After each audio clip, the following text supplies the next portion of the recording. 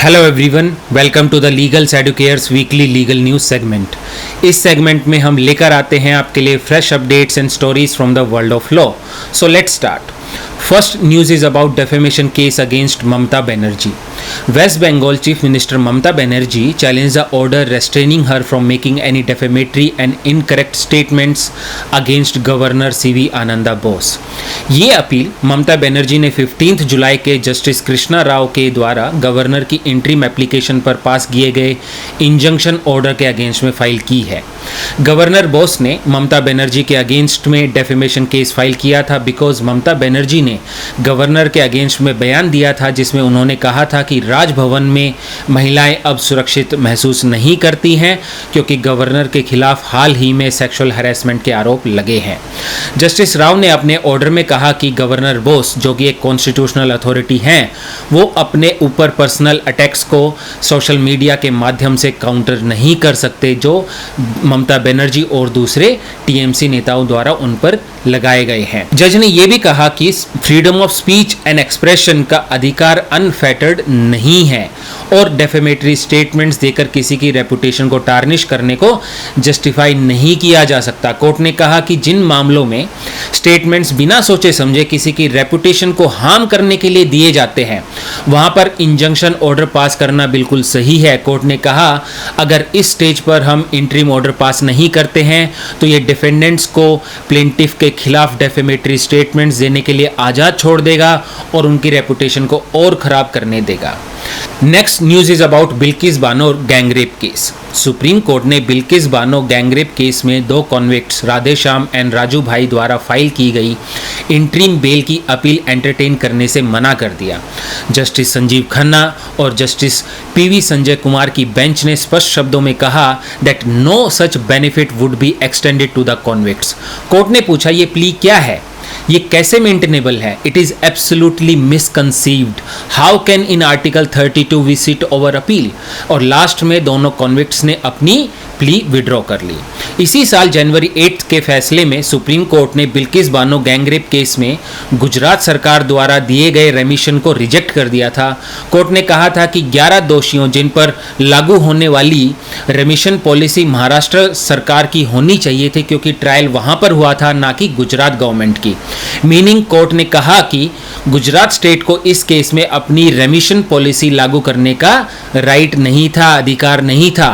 Court ने इसीलिए दोषियों को फिर से जेल जाने का आदेश दिया। कोर्ट ने गुजरात गवर्नमेंट की सख्त आलोचना भी की थी। कोर्ट ने कहा गुजरात गवर्नमेंट ने रेमिशन ग्रांट करते वक्त दोषियों के साथ मिलकर काम किया। Next news is about electoral bond scam case.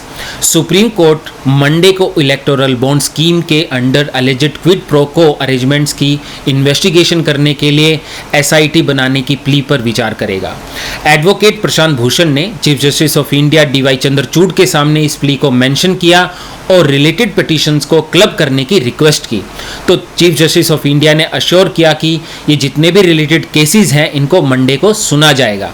Main petition में कॉरपोरेशंस और पॉलिटिकल पार्टीज के बीच इलेक्टोरल बॉन्ड्स डोनेशन के माध्यम से अलेजेड क्विड प्रो को अरेंजमेंट्स की जांच के लिए एसआईटी बनाने की मांग की गई है। ये सुप्रीम कोर्ट के इलेक्टोरल बॉन्ड स्कीम को अनकॉन्स्टिट्यूशनल डिक्लेयर करने के बाद आया जिसमें ट्रांसपेरेंसी और फेयरनेस के कंसर्न को हाईलाइट किया गया था। एनजीओज, कॉमन कॉज और सीपीआईएल ने करोड़ों रुपए के स्कैम का आरोप लगाया और कोर्ट मॉनिटर्ड एसआईटी इन्वेस्टिगेशन की मांग की है। सुप्रीम कोर्ट इन पिटीशंस को मंडे यानी कि जुलाई 22 को सुनेगा। Next news is about actor Randeep Hooda.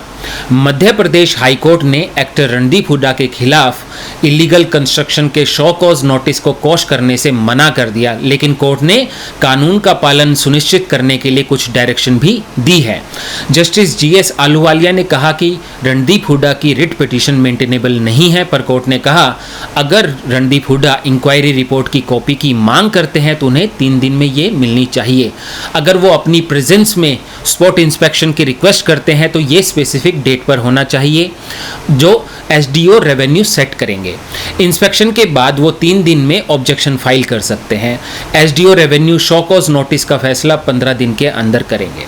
जून 18 को एसडीओ रेवेन्यू डिस्ट्रिक्ट बालाघाट ने हुड्डा को अनऑथराइज्ड कंस्ट्रक्शन के लिए नोटिस दिया था।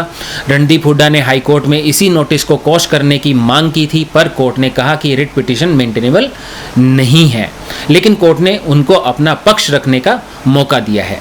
Next news is about Karnataka reservation bill for locals in jobs. Karnataka government ने वेडनेसडे को प्राइवेट इंडस्ट्रीज और ऑर्गेनाइजेशंस में कनाडिगास के लिए रिजर्वेशन प्रोवाइड करने वाले बिल को टेम्परेरीली होल्ड कर दिया है। चीफ मिनिस्टर सिद्धारमैया ने क्लैरिफाई किया कि बिल अभी प्रिपरेशन स्टेज में है और कॉम्प्रिहेंसिव डिस्कशन के बाद ही फाइनलाइज किए जाएंगे। कॉमर्स मिनिस्टर एमबी पाटिल ने कहा कि बिल को फर्दर कंसल्टेशंस के लिए विदहेल्ड किया गया है और इंडस्ट्री लीडर्स को पैनिक करने की जरूरत नहीं है।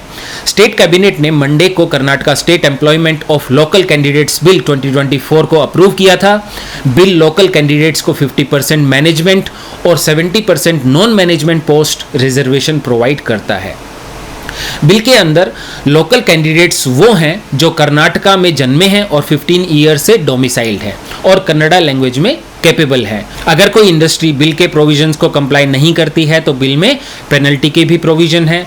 There will be an officer who will oversee the implementation और प्रोसिक्यूशन ऑफिसर के और गवर्नमेंट के अप्रूवल के बाद ही होगा। तो ये थी इस वीक की कुछ important legal news. Thanks for joining us today. For more updates and insights be sure to follow us and will catch you again next week. Thank you and see you soon.